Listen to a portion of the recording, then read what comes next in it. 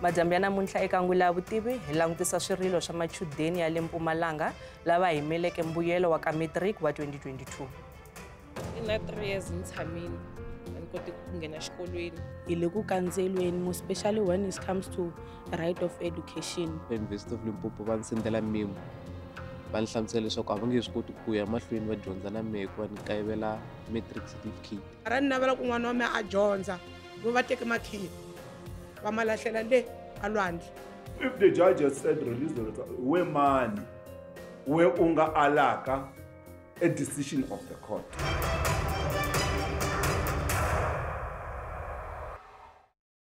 Milangutisa Angula ya Vutivi vito ndzi Nsuku Roland Baloyi. Ku tlula madzana mune wa machudeni ya le Mpumalanga va yimele mbuyelo wa ka matric wa 2022. Ku fikela sweswi machudeni lawa a va koti ku endla nchumu handle ka mbuyelo. Mbuyelo wa vona wu khomiwe hi Ndzawulo ya Dyondzo ya Mpumalanga leyi hehlaka leswaku va koperile. Ku nga xihehlo lexi machudeni va xi kanetaka. Muteki wa mahungu wa Angula ya Vutivi Solomon Mathebula wa lavisisa. Machudeni yo tala laya nga tsala matric hi 2022 a va se kuma mbuyelo wa vona. Mbuyelo wa vona u khomiwile hi Ndzawulo ya Dyondzo eMpumalanga. Ndzawulo yi hehla machudeni lawa hi ku kopela. Hi tihlanganisile ni machudeni lawa ya khumbekaka eBushbuckridge. Exikarhi ka vona hi burisane na Bongiwe Ndlule kusuka emugangeni wa Hluvukani. Ina 3 years ni tshamini ni koti ku nghena xikolweni. Le matric wa mina wa ku sungula hi 2021 laha ni nga kuma diploma. Ni attenda xikolo xin'wana 2022 ni ku ni lava ku improve matric wa mina because diploma ka leswi a ni apply swo a ti nga endli. Ni improving matric wa mina se ni kumeka ni ya huma na certificate xin'wanyana na statement xin'wana a swi na ti-star.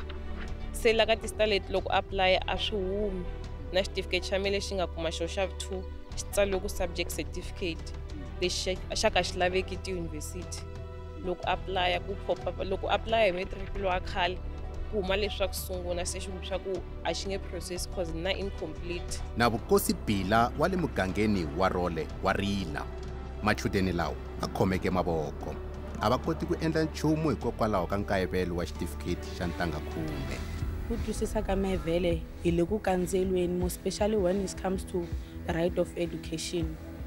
A ya ha ri na vumundzuku.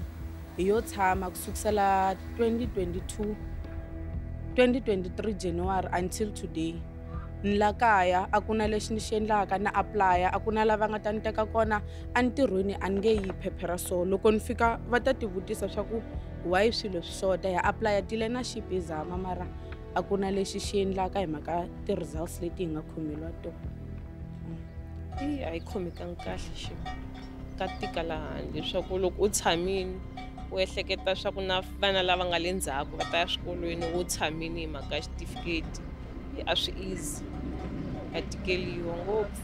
Ku navela ka mina loko ni tlhelela xikolweni a ni ri na 26 years a ni ri mkulu a ku ri mehe lonkulu tlasini ene ni tlhelele ni ri na confidence swa ku a swi simple ku fika tlasini u ri mkulu. N'wana na n'wana yi ta kombisa hi wehe ene mind ni tlhelele tlasini ni ri na 2 ya vana ene ni lava ku va na nyika vana lava a better future. A ni ri na ku navela ku ni ya tlasini ni fika ni dyondza ni tiyimisela ni ta kota ku ni yisa tidyondzo ta mina mahlweni. A ni ri na ku navela ku ni endla teaching ni dyondza something lexi xi nga ta va permanent ni swi tivaka swa ku this is my certificate a ku na loyi a nga ta ni tekela yona mara mfumo wu ni tekele vumundzuku bya mehe ni ti vona like ni nga ha na dream. Va tele va nga eka xiyimo lexi. Raymond Mahlope u ri a nga swi tivi leswaku va xupuleriwa yini handle ka vumbhoni. Hi ve na challenge hi tsalini matric wa hi kahle hinkwaswo swi fambe right but then loko se ku ya fika January kuma swo swilo swa hi swi humanga ku na swa vana lava nga huma but swa hina swi humanga se la ku tiva swa ku xivangelo i yini va va hi byela swa ku ri va hi lava ka hi yering hi yini ka hi yering ku nga na vatswari ku ri hi vana straight student va fika le va hi vutisa swivutiso hi ri hi ti-group a nga ri ku munhu a nghena hi 1 va hi vutisa hi ti-group after hearing ku na vanhu lava nga tikuma ti-results ku na lava ka hi tikumanga nthina sweswi so hi lava ku twisisa ku kahlekahle ku endleke yini because loko hi ta hi ya tsala matric hi December a ku ri na ti-invigilator and before nghena centerini a ku ri na scan lexi a va ku scanna ku a wu ngheni na nchumu and a va ku searcha ku a wu ngheni na nchumu so but then hi lo hlamala loko se ku fika January kuma swa ku ri ti-results a ti huma va hi byi swa hi koperini ene loko ku ri so va ku hi koperini a ku na lexi evidence leyi va nga na yona ku va hi khoma ku hi yini lexi nga kopela hi xona va hi khoma ku hi lexi lexi nga mi kuma mi karhi mi kopela swona khomele ku me ku fana na mi khomelo maths na life science and a ni swi twisisi swa ku endleke yini ka sweswo so ni lava ku tiva swa ku kahlekahle problem i yini because even na n'wana loko a joyini u mpanisha ka henhleni ka xi xa ku u xi khome hi voko n'wana nga ni panishela henhleni ka swilo swa ku fana na leswiyo se sweswiwani ni na problem life na me because ku na swilo swa ku tele swa fanele swi achieving by now a wu fanele na endla engineering but a ni kotanga ku mintirho ti-post ta huma ku hi apply but then a va hi teki because ku ta tekiwa lava nga na ti-full matric certificate mi hani na xona so ni lava ku twisisa kahlekahle problem i yini na swi senga maybe va ku ni join but loko ku ri na proof ya ku ri va kombisa ku ri wehe xicoho xa wehe lexiyo maybe a swi ta va ngcono kumbe ni swi twisisa lava nga ni nkateko wa ku amukeriwa eka swikolo swa tidyondzo ta le henhla na vona va le khombyeni xivangelo xa ku yunivhesiti yi ni hlongorile i ku hi lembe ra 2022 ni yini ni ya tsala matric wa mehe a Mpumalanga la matric hi nga wu tsala kahle wu fika makumu dyondza fika makumu ka lembe ra 2022 lava nga heta va hi foyinela va hi texta ka ti-group ta xikolo va ku ya laveka xikolweni hi the following year January 2023 va ku swa hina swi vuyini loko hi ya leyi va fika va hi hlamusela ku ku na vana lava nga kopela life sciences leswi ku nga na vana lava nga nhlayo ya so a va yi pumbangi ku hlayini ku ku na vana lava nga kopela va ku swi affect-i xikolo hinkwaxo life sciences va yi blokini a yi na ti-result a ti humangi ti-result ta yona and then lembe rere February ni kuma admission letter ya ku huma University of Limpopo va ku va ni tekini ka Bachelor of Science of Water and Sanitation laha ni nga ni ya dyondza hi 2023 ni dyondza na hi 2024 lembe leri ra 2025 i lava nga ni sendela email wa ku va lava matric certificate ni ya le ka vona fika ni va hlamusela ni ku mhaka yi le court na tiloyara va ha ri ku dilani na yo ti-certificate hi mhaka ku hi lumbetiwa a hi swi tivi ku kupe va mani vo hi ehla hinkwenu hi nantswo and then a xikolweni xa University of Limpopo va ni sendela memo va ni hlamusela leswaku a va nge swi koti ku ya mahlweni va dyondza na mehe ku va ni kayivela matric certificate hikuva ka Bachelor of Water and Sanitation va lava life sciences leyi xotaku la ka certificate machudeni lawa a va tshamangi hi yona mhaka leyi va teke goza ra ku yisa ndzawulo ya dyondzo ya Mpumalanga ekhoto laha va nga hlula hi ve hi va na xirilo tanihi vana la hina vana hi nga ti tekela magoza hi ku tinhloko ta xikolo a ti nga ri na matimba hi ku ya hi to ku a ti ngelwi na education hi ku hi lava tirhaka ko se hina tanihi vana hi teke goza ku hi tiyimela hi tilwela hi lwela vumundzuku bya hina la hi nga tsalela circuit manager papila hi lava ku twisisa swa ku va hi khomeliwe ti-results hi ku ya hi swona u nge khomeliwi ti-results u nga yanga ka hearing u ya vutisiwa swa ku swi swa so na so ku endleke yini lava nga hi vitana hi ya ka hearing loko hi fika ka hearing hi fike hi hlamula swivutiso leswi hi nga kota ku hlamula swona ene hi ku twisisa ka hina hi va hlurile loko sweswi va ku 1+1 i 2 maths i maths life science i life science loko va ku hlamusela byongo bya munhu leswi u nga ta swi hlamuselisa swona na mina ta swi hlamuselisa swona ku ya hi leswi thicara a nga hi dyondzisisa swo tlilasini a hi hlamula ku ya hi leswi hi nga dyondzisiwa swo tlilasini so hi vuye hi wina case mehe statement xa mehe xa ku sungula loko xi ta huma a xi khomeriwe 2 ya ti-results loko ni ta ve ni ve hi le ka hearing ku hume statement loko se xi huma life science a yi humile ku sale maths ku komba swa ku leswi a va vula swo a swi kona hi ku twisisa ka me mfumo a wu na vumbhoni byo karhi ku va hina vana hi kuperile va ra tibyela ku case yi wini loko ha tshamini hi ku hayi swi vula ku ti-certificate ta tikuma hi ta continue na tidyondzo ta hina hi twa va ku va Department of Education va endla appeal ya mhaka liya ya case ya ti-certificate ku fikela na sweswi na ti-certificate a swi tikuma case ya ha ri ku fambeni. Loko hi vuya emavhengeleni hi kongoma eka ndzawulo ya dyondzo ku twisisa swivangelo leswi va sivelaka ku humesa mbuyelo.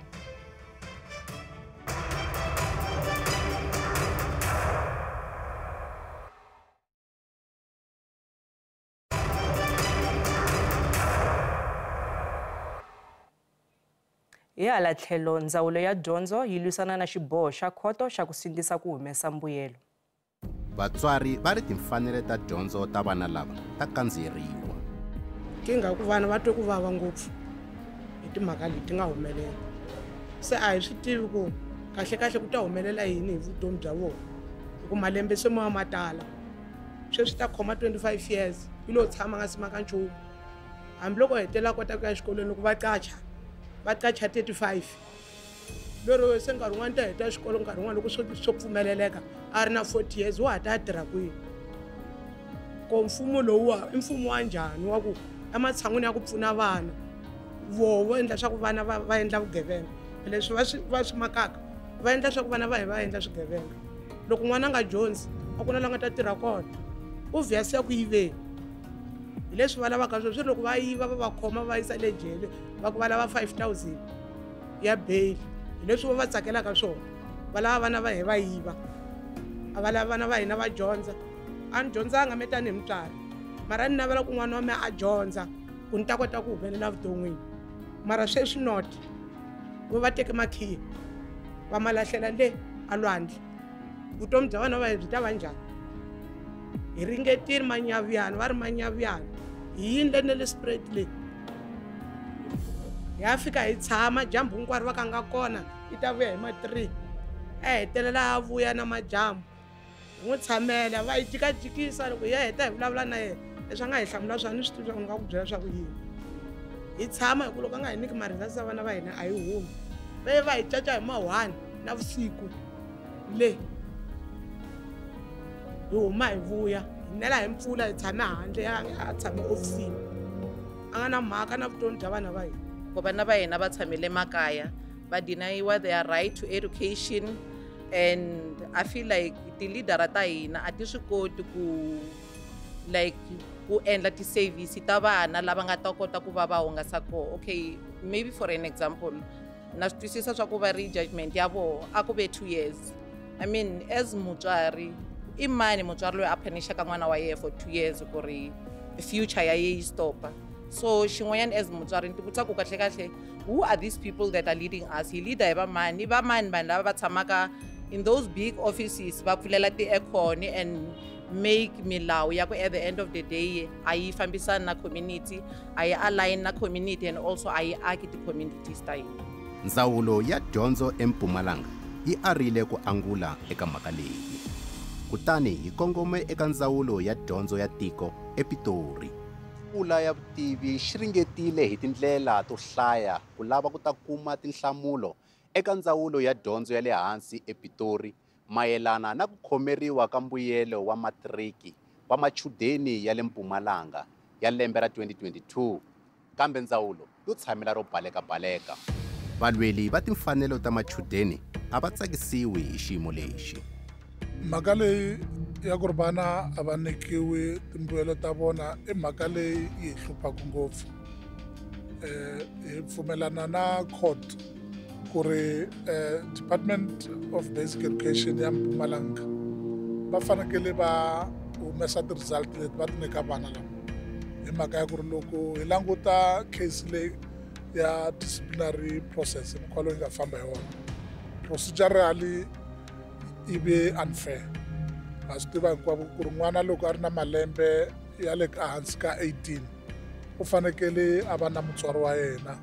Mutswari a ta a n'wi khome hi voko a ta n'wi represent. So vona mhaka yo fana na leyo a va yi endlanga. So hambi sweswi ku nga mhaka ya procedure hi ri munhu un'wana na un'wana laha tikweni leri ra hina ra Afrika-Dzonga u innocent until proven guilty. So vana lavawani va fanekele va nyikiwa ti-result ta vona already it's 3 years.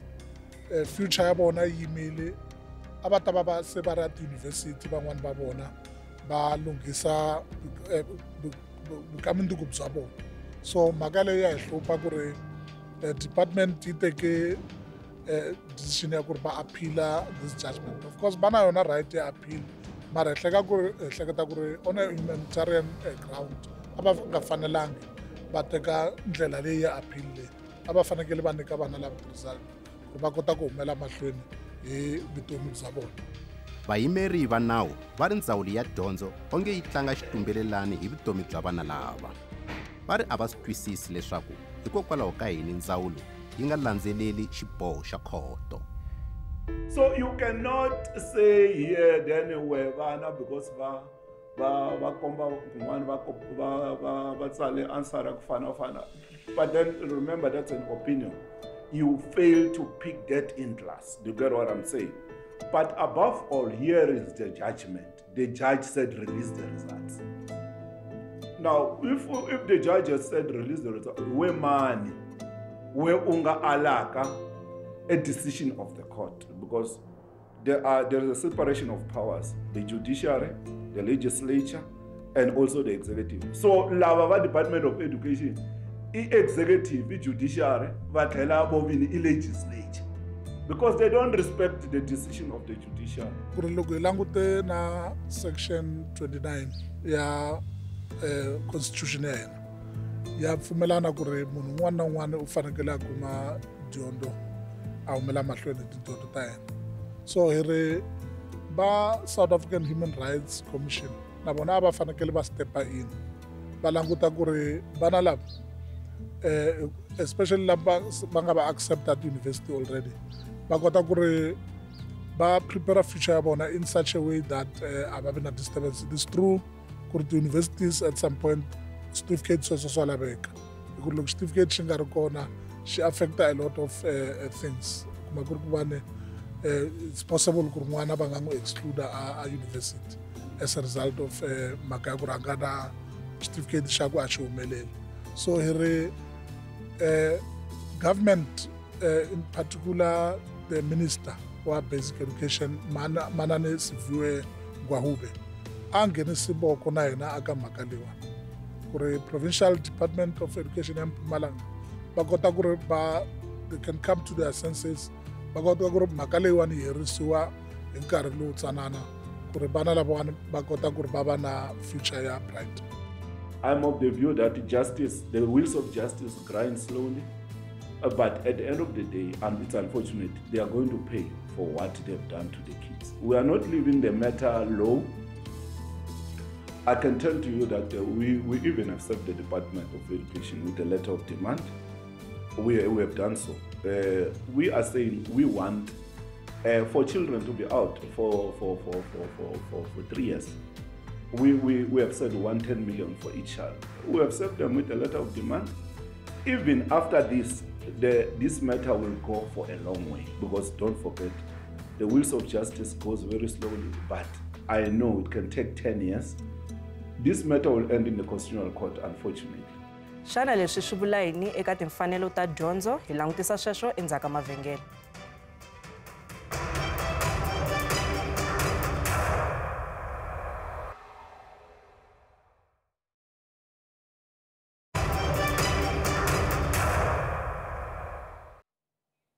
Hi tlhela hi amukela nakambe eka Ngula ya Vutivi laha madyambu ya namuntlha hi langutisaka swirilo swa machudeni ya le Mpumalanga lava yimeleke mbuyelo wa ka matric wa 2022. Komishini ya timfanelo ta vanhu na vona a va swi twisisi leswaku hikokwalaho ka yini mbuyelo wa machudeni wu khomiwile. Law in South Africa allows us to also look into alternative dispute resolution mechanisms. Firstly, as I said earlier, I'm hoping a ni swi twisisi ku hikokwalaho ka yini mhangu leyi yi koka milenge. It should be finalized immediately thereafter. From where I'm sitting, and I must indicate that I do not have the merits of the case, I just don't understand what could further delay the finalization of the matter for much too long. And if the mhaka leyi yi fanele yi lulamisiwa hi xihatla hikuva yi tisa ntshikelelo eka vutomi bya machudeni. Back to the court roll on an urgent basis, considering the implications it's having on the lives of these young men and women who are so into sharpening their future through education, but they are held back by the delay in finalizing this. Naswona yi tlhela yi sivela machudeni ku nghena eka swikolo swa tidyondzo ta le henhla hikokwalaho ka nkayivelo wa xitifiketi xa ka matric.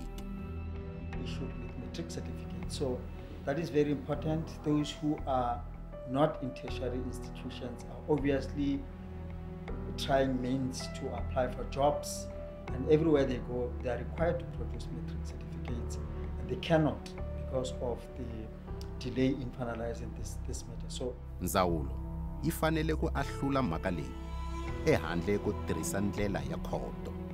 Leswi swi ta pfuna na ku hunguta mali leyi tirhisiwaka hi vayimeri va nawu va machudeni na mfumo.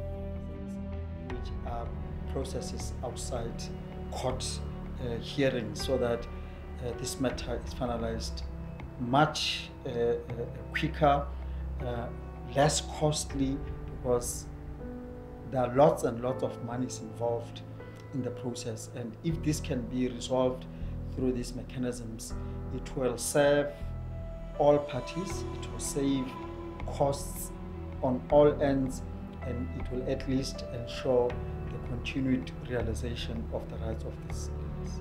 Mfumo mele swi lavaka wu endlela swona lava wu humesela ti-results ta me ku ya hi leswi jaji a nga vula swa ku hina a hi na nandzu a va hi nyiki ti-results ta hina.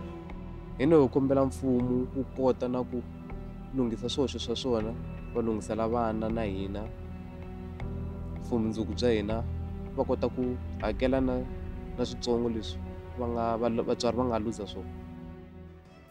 I fike makumu ka nongonoko wa hina wa namuntlha. Loko mi ri na mahungu mi nga hi tsalela email eka angula@sabc.co.za, Facebook na X hi kumeka hi mahungu ya Xitsonga eka SABC. Riperile.